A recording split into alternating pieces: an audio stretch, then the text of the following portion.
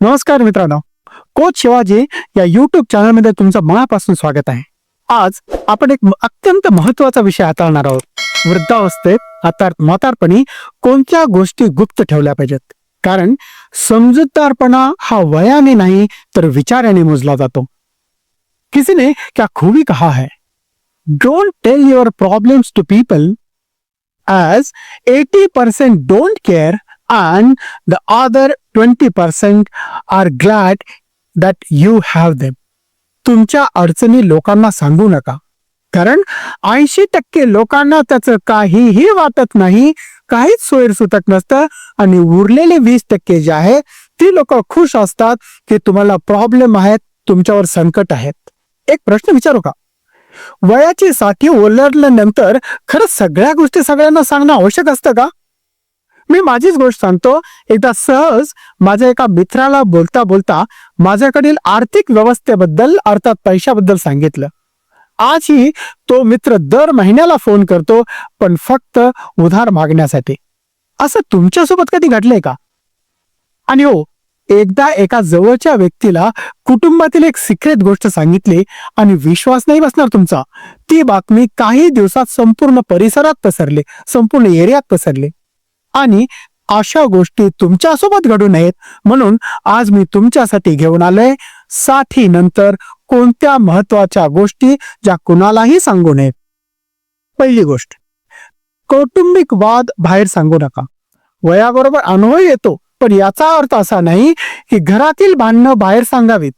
सुनेशी मतभेद, मुलाने रागाने काही बोलणं, नातवाचं उलट उत्तर, या गोष्टी फक्त घराच्या 4 भिंतीतच ठेवायच्या. कारण लोक तुमचं दुःख ऐकतात, पण मदतीसाठी नाही, गॉसिपसाठी. त्यांना फक्त हवा असतो एक विषय चघळण्यासाठी.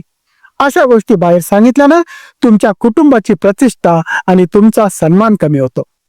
विवाद घरातच मिटवायचा, बाहेर सांगितल्यानं ते सुटत नाही, उलट बिघडतात. आणि दुसरी गोष्ट म्हणजे तब्येतीची प्रत्येक लहान मोठी गोष्ट सांगू नका. वृद्धावस्थेत थोडंफार दुखणं येतच, डोकेदुखी, गुडघेदुखी, अंगदुखी, सांधेदुखी, पण प्रत्येक भेटणाऱ्याला हे सांगणं आवश्यक नसतं. आणि सारखं सांगत बसलात तर आकर्षणाच्या सिद्धांतानुसार, according to law of attraction, ती दुखणी तुमच्याकडे आपोआप खेचली जातात. काही जण सहानुभूती दाखवतील, पण मनात म्हणतील हा माणूस आता कमकुवत झाला बरं का. ते तुमचं मतही गांभीर्याने घेणं बंद करतात. म्हणून तब्येतीची माहिती फक्त डॉक्टर किंवा अत्यंत जवळच्या व्यक्तीशी शेअर करा. इतरांसमोर मात्र ताकदवान व्यक्तीचं चित्र ठेवा. त्यासाठी आपल्या तब्येतीची काळजी घ्या. तिसरी गोष्ट, पैशाची आणि संपत्तीची माहिती सगळ्यांना सांगू नका.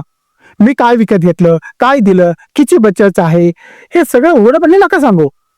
असं अनेक लोक असतात जे तुमची आर्थिक स्थिती समजून तुमच्याशी जवळक वाढवते, पण मुख्यतः त्यांचा हेतू असतो फक्त आणि फक्त फायदा घेणं.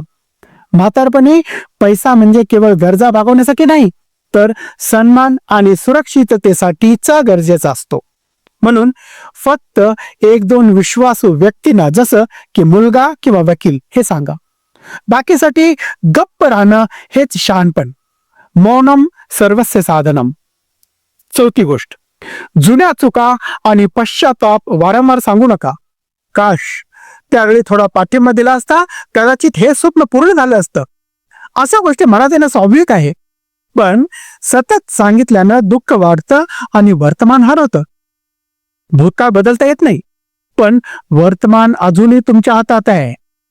पश्चाताप नको, शांततेत जगण्याचा प्रयत्न करा. आणि शेवटची गोष्ट म्हणजे कुणाचीही निंदा करू नका. राग किंवा दुःखाच्या क्षणी आपण जवळच्या लोकांची निंदा करतो, मुलगा, सून, शेजारी, पण त्याचा परिणाम उलटाच होतो. लोक तुमच्याबद्दलच गैरसमज करून घेतात. हा माणूस सततच तक्रार करतो, ऑलवेज कंप्लेनिंग, आणि मग हळूहळू लोक तुमच्यापासून दूर जाऊ लागतात. So try to live a complaint free life. संयम ठेवा. संयम म्हणजेच वृद्धत्वाचं खरं वैभव. 60चं वय म्हणजे अनुभव, समजूत आणि शांततेचं वय आहे. आता आयुष्य हलकं ठेवा. कमी बोला, अधिक हसा. मनातल्या काही गोष्टी मनातच ठेवा, कारण शांतता शब्दातून नव्हे तर समजूतदारपणातून येते. मित्रांनो, जर या गोष्टी तुम्हाला पटल्या असतील तर हा व्हिडिओ आपल्या आई वडिलांना, आजी आजोबांना, मित्रांना जरूर शेअर करा. व्हिडिओला लाईक करा, कॉमेंट करून सांगा कोणती गोष्ट तुमच्यासाठी सर्वात उपयुक्त वाटली. आणि माझ्या कोच शिवाजी या चॅनलला सबस्क्राईब करायला विसरू नका. कवी बोला, खोल विचार करा, हीच खरी वृद्धत्वाची ओळख आहे. पुन्हा भेटूया अशाच एका विचार प्रवृत्त करणाऱ्या व्हिडिओसह. तयार आहात का तुमचं जीवन अधिक सन्मानपूर्वक आणि शहाणपणाने जगण्यासाठी? चला सुरुवात करूया स्वतःपासूनच.